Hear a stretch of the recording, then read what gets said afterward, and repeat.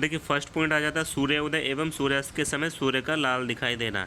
ठीक है, ये बिल्कुल उसी के जैसा जो हमने पहले पॉइंट पढ़ा था वायुमंडलीय अपवर्तन में, कि सूर्य का सूर्योदय से पहले दिखाई दे जाना और सूर्यास्त के बाद तक दिखाई देना। ठीक है, तो इसके लिए हम उसी डायग्राम को देखते हैं, उसी डायग्राम पे चलते हैं। देखिए ये हमारा सन है और ये हमारी अर्थ है। जब सूर्य निकलने ही वाला होता है, तो इससे जो लाइट जा रही है वो हमारी अर्थ तक पहुंचेगी। तो इसमें क्या होता है, जो सबसे पहले जो कलर पहुंचता है वो रेड कलर ही पहुंचता है। क्यों पहुंचता है? क्योंकि उसकी वेवलेंथ तरंग दैर्घ्य ज़्यादा बड़ी होती है। हमने अभी पीछे देखा था, तरंग दैर्घ्य उसकी ज़्यादा बड़ी होती है, इसलिए वो सबसे पहले पृथ्वी पे पहुंच जाता है। इसलिए वो इस टाइम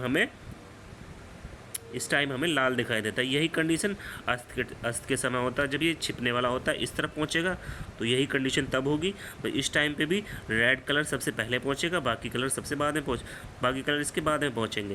तो इसी वजह से सूर्य हमें लाल दिखाई देता है। ठीक है, थ्योरेटिकली समझ लेते हैं अभी से। देखिए सूर्योदय एवं सूर्यास्त के समय सूर्य का प्रकाश वायुमंडल में काफ़ी अधिक दूरी तय करके हमारी आंखों तक पहुंचता है। काफ़ी अधिक दूरी तय करके हमारी आंखों तक पहुंचेगा, क्योंकि उसका अपवर्तन हो जाता है, इसलिए ऐसा होता है।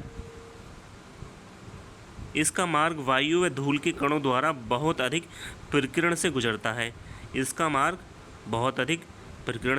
है।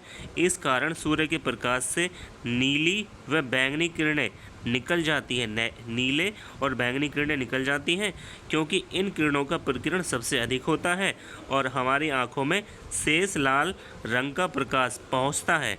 लाल रंग का प्रकाश पहुंचेगा और सूर्य हमें लाल दिखाई देगा। ठीक है, यहाँ एक पॉइंट आया, नीले और बैंगनी किरणों का प्रकीर्ण सबसे ज़्यादा होता है। यही कंडीशन आकाश के नीले दिखाई देने में होती है। आकाश इसलिए हमें नीला दिखाई देता है। ठीक है, सेकंड पॉइंट देख लेते हैं, आकाश का रंग नीला दिखाई देना। ठीक है, सेम ही दोनों पॉइंट, थोड़ा सा अंतर है, बस समझने वाली बात है। देखिए ये हमारी पृथ्वी है, इसके चारों तरफ ये वायुमंडल है। जब सूर्य का प्रकाश प्रवेश करेगा तो यहाँ नीले और बैंगनी रंग का प्रकीर्ण सबसे ज़्यादा होता है। इसकी आधी से ज़्यादा मात्रा वायुमंडल में ही बिखर जाती है। जो नीला और बैंगनी प्रकाश होता है वायुमंडल में बिखर गई, तो यहाँ जो वायुमंडल है, अगर हम यहाँ से देखेंगे तो वो हमें नीला दिखाई देता है। जो वायु की परतें हो जाती है, वायु की परतें तो आकाश बना देती हैं हमारी पृथ्वी के ऊपर का, इसलिए वो नीला दिखाई पड़ता है। ठीक, देखिए सूर्य से आने वाले प्रकाश में विभिन्न रंग होते हैं, हमें पता है ये विभिन्न रंग होते हैं। जब यह प्रकाश हमारे वायुमंडल में प्रवेश करता है तो वायुमंडल में उपस्थित वायु, धूल के कणों तथा अन्य सूक्ष्म वस्तुओं द्वारा इसका अधिक मात्रा में प्रकीर्ण होता है। इनमें से नीले व बैंगनी रंग के प्रकाश का प्रकीर्ण लाल रंग की अपेक्षा 16 गुना अधिक होता है।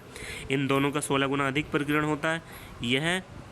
यह बैंगनी व नीला प्रकाश वायुमंडल में बिखर जाता है तथा इसी कारण हमें आकाश का रंग नीला दिखाई देता है। इसलिए हमें आकाश का रंग नीला दिखाई देता है, क्योंकि यदि वायुमंडल ना हो तो आकाश का रंग काला दिखाई देगा। अगर वायुमंडल ना हो तो आकाश का रंग काला दिखाई देगा। हम चंद्रमा पे चले जाएं, वहाँ से हमें काला ही दिखाई देगा आकाश का रंग। ठीक है, तो इतनी बात समझ आ गई होगी।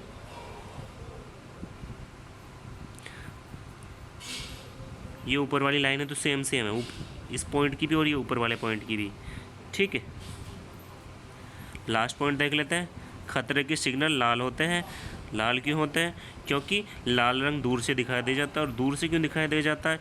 क्योंकि उसका प्रकीर्ण बहुत कम होता है, इसलिए वो ज़्यादा दूरी तय करता है। देखिए लाल रंग के प्रकाश का प्रकीर्ण सबसे कम होता है, इसकी तरंगदैर्घ्य भी बहुत बड़ी होती है, इसलिए यह अधिक दूरी तय करता है। यही कारण है खतरे के निशान या सिग्नल लाल बनाए जाते हैं। इसके बाद फोर्थ पॉइंट रह जाता है, वो आप खुद से समझ के कर सकते हैं। ठीक है।